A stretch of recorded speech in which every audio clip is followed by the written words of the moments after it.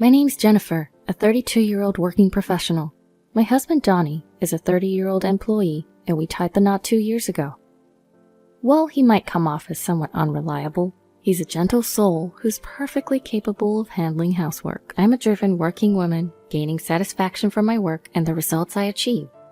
I work in the New York metropolitan area, a meritocratic environment where hard work is rewarded. However, there are possible relocations and no precedent for maternity or parental leave. Female employees tend to resign upon getting married or having children.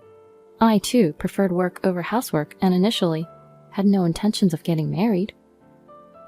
When Donnie proposed to me, saying he wished to marry me, I turned him down, stating, "I like my current job. I'm a section chief now, but I want to aim higher. I can't imagine settling down or having kids." Yet Donnie understood me, promising that we would share housework and wouldn't have kids. Eventually, I gave in to his understanding nature and agreed to get married. We both work, so sometimes we don't exactly split the chores as planned, but we help each other out, and I think we manage pretty well. We've had our share of annoying comments from my in-laws like, "Prioritize your home over your work," or "Aren't you gonna have kids?" But it's not too troublesome since Donnie always stands up for me. Living with Donnie has been a pleasant experience, and I've come to appreciate the beauty of married life. Then one day, I was called by my supervisor, the department manager, for a potential transfer to a branch office. He asked, "What do you think? The place of work would be a regional branch, but you'll be called back to headquarters after 2 years. You'll be a section chief at the transfer location, and if you keep up the good work, promotion is guaranteed upon your return. You could even become the first female department head. Not a bad offer, is it?" It wouldn't be an exaggeration to say that acceptance or rejection of this transfer determines if one is on the promotion track in my company. Everyone who's progressed to department manager or beyond has experienced a transfer. If refused, one would remain a section chief, with demotion or transfer to an irrelevant position being a possibility. Before marriage, I would have grabbed this opportunity without hesitation. But now, as a married woman, I felt restrained. I told my department manager, "Thank you for considering me. I personally would like to consider this positively. However, since this involves a transfer, I would like to discuss it with my husband. Could I get back to you after that?" He responded, "Oh, right, you're married. You can choose between going alone or moving with your family. Discuss it properly. I'll be expecting a positive answer." Upon returning home, I discussed this with Donnie. "I've been offered a transfer. I might have to go to the countryside, but if I work hard for 2 years, I can return here. If I continue to perform well, I can get promoted." "I want to accept this offer if you're okay with it, Donnie. We can either move together or I can go alone. What do you prefer?" Donnie seemed surprised at first, but after some thought, he responded, "Your dream can come true if you accept this transfer, right, Jennifer? I can't move with you because I have work here, but don't worry about me and go for it." With Donnie's encouragement, I informed the company that I would be moving alone for the transfer, and I began negotiating terms and conditions. As a result, the company agreed to cover my relocation expenses. Factors such as being treated as on duty during commute days when returning home from my remote work location, and an overall decent benefits package convinced me to accept the transfer to the branch office. Then I officially received the transfer order and decided to relocate to the countryside. It seemed I could rent a company apartment at a low price, so that's where I decided to live. On the day of the movers had already transported my stuff, and my husband came to see me off at the station. "Thanks for seeing me off. I'll be in touch regularly and we'll try to come home as often as possible." "Yeah, I'll be waiting. Just because you're working remotely, don't go overboard." "You too." "It's about time. Take care." "Okay, I'm off." And thus my life as a remote employee began. I planned to return home during long holidays and slower weeks, but unexpectedly, trouble arose at the branch office right after my transfer. "I can't work under a woman. I can't trust someone who just came out of nowhere." I hit a local barrier as the employees wouldn't acknowledge me. I was the subject of baseless rumors. My instructions were not followed, and even my phone calls were not transferred. During such times, a serious mistake occurred in a project that a subordinate had been advancing, deliberately excluding me. The subordinate in charge was pale with shock. Of course, as his supervisor, this was my responsibility. I was caught up dealing with the problem, apologizing, not just recovering the lost ground, but also needing to improve relations with the subordinates. My supervisor, seeing my plight, gave me some advice. I've experienced a transfer myself, so I understand your struggle. It may seem unfair, but you can't force your correctness here. It's important to communicate well, understand others, and make connections horizontally. Taking my supervisor's advice, I worked on creating horizontal connections by spending more time with everyone at the branch. I had not joined the neighborhood association, but I learned that the company's rental housing was part of a neighborhood association group, so I joined there too. Before I knew it, I was struggling to find personal time and couldn't make it back to my home where my husband was waiting. I kept in touch with my husband, but after a few months of working remotely, it became difficult to reach him at night, by phone or through text. I'm working late every day because it's tough at work. I was tired and fell asleep. Since my husband said things like that, and I was also busy, I listened without suspecting anything. Focusing more on my work, I continued to immerse myself. One time during a long holiday when work was slow, I decided to return to my home in New York at short notice. However, I couldn't reach my husband by phone or text, so I returned from my remote work location without notice. When I opened the door to my home for the first time after a long time, something felt odd. Then, a woman I didn't recognize rushed to the door, saying, "Justin, welcome back. If I knew you were coming home early, I would have prepared." The woman and I, seeing each other, were shocked into silence. Breaking the silence, the woman was the first to speak. "May I ask who you are?" "And who might you be? This is my home." "There must be some mistake. I live in this house." After arguing back and forth without resolution, we decided to step outside to check the house number. To my surprise, the nameplate was the custom one I had ordered. "The key fits, the nameplate's correct. This is my house. I'm gonna go in." "Wait, what do you mean? Stop it." Ignoring the woman's protests, I pushed past her and made my way into the house. Once inside, I noticed everything had changed. The curtains, the furniture, all the interiors. There was a framed photo in the living room of my husband and the woman at a theme park. Mugs I had never seen before in the kitchen. Unfamiliar toothbrushes and skin toner in the bathroom and women's shampoo and conditioner in the shower. The bed linen was a design I'd never seen before, and there was nothing of mine left in the wardrobe, just the woman's clothes. My husband's belongings were hidden in a room at the back of the house, as if the woman had moved in and taken over. While I was standing there shocked, I heard the front door open. "I'm home. Oh, Lola, did you invite a friend over?"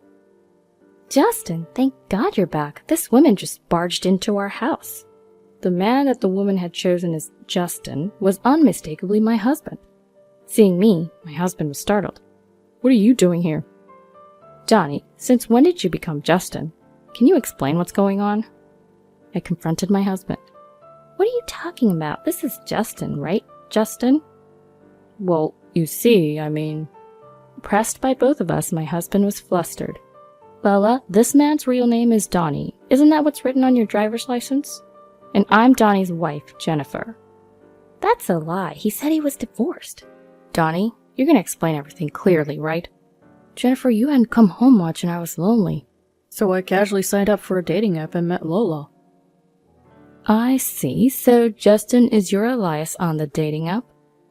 "No, that's not it. I thought it would be a problem if my real name came out, so I used a fake name, keeping my last name the same." "And why did you lie about being divorced?"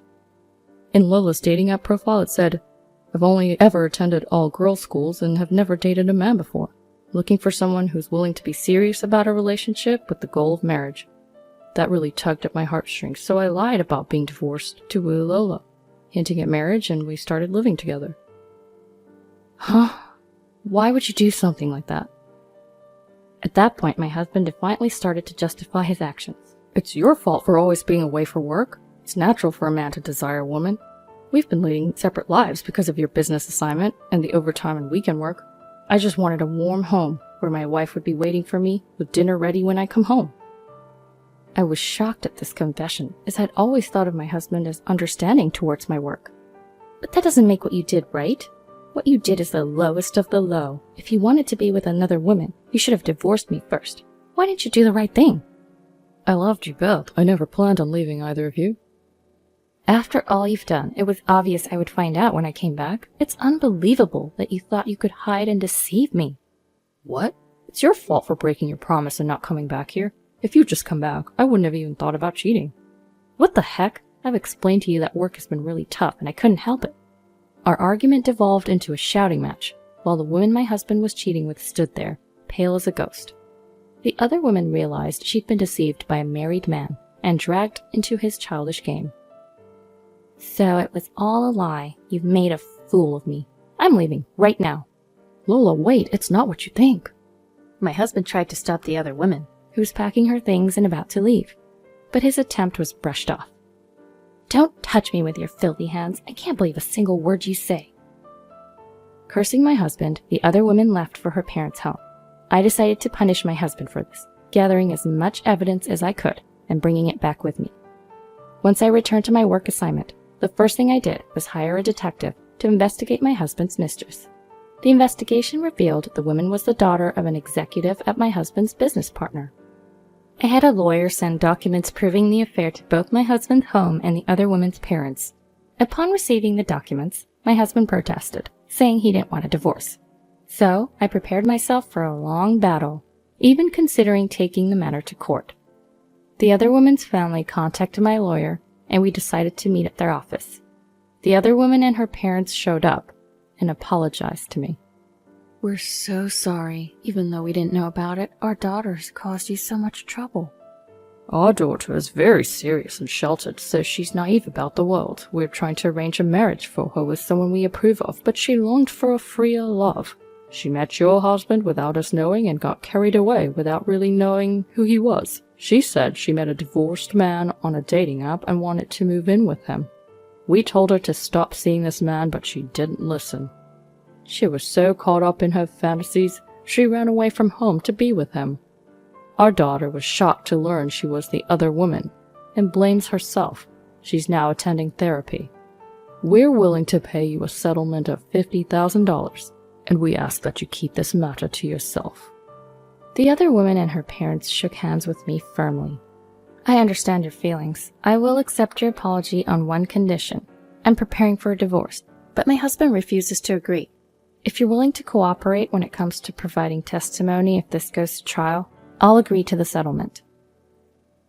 Okay, we'll cooperate, but our daughter is young and we don't want a permanent record if this goes to court. Is there any other way we could assist you in punishing him?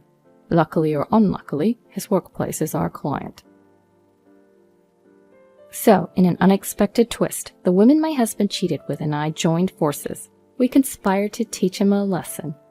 His workplace would soon face a blow because he'd angered an executive at one of their client companies. This mess, of course, would be pinned solely on my husband. Back home, his parents, oblivious to the turmoil, were trying to reach out to him as they always did. Jennifer is not answering our calls and she won't return them either. Is she so engrossed in work that she forgot about us? When is she coming back? We miss seeing our grandchild. Mom, you don't understand. I cheated on Jennifer while she was on her assignment, and now it looks like we're heading for a divorce. His mother responded, That woman who neglects Donnie to focus on her job is to blame. Maybe it's better if you break up with Jennifer and get back together with the woman you had an affair with. Apparently, my in-laws figured that the other woman's family seemed wealthier than ours. So, they sided with my husband and his lover, launching a barrage of attacks against me. They repeatedly called me, but I blocked their calls. They started calling me at work. When I refused to speak to them, they came to my workplace, creating a scene and causing a ruckus. Please let go of our son. It's because you're such a woman that our son had an affair. He'd be happier with his lover, so stop getting in his way. And I said, What on earth are you talking about? I want to divorce Donnie. He's the one who's refusing. Besides, the woman he cheated with has no intention of getting back with him. After all, he tricked the daughter of a business executive into dating him. They're pretty angry. It's going to be a lot of trouble. The moment they realized their son had angered a major client, my in-laws suddenly switched sides and tried to cozy up to me. Oh no, we didn't know it had come to this. We must have misunderstood. We're sorry. Our son is a fool, but he's remorseful. You'll forgive him, won't you, Jennifer? I must decline. You just finished berating me, and now you're asking for my forgiveness? Please leave. They refused to leave, so I had them escorted out by security. Since they had caused a commotion, my company decided to sue them for business obstruction. After all that, I finally received my compensation from my husband and got my divorce. The other woman's family also demanded compensation for violation of her chastity and her psychiatric treatment costs. With the loss of his standing at the company due to his mistakes and having to pay hefty compensations, my husband was now drowning in debt. He couldn't afford to quit, and he was cornered. 2 years had passed since my assignment started when everything finally settled down. I finished my assignment successfully and was getting ready to return to the main office.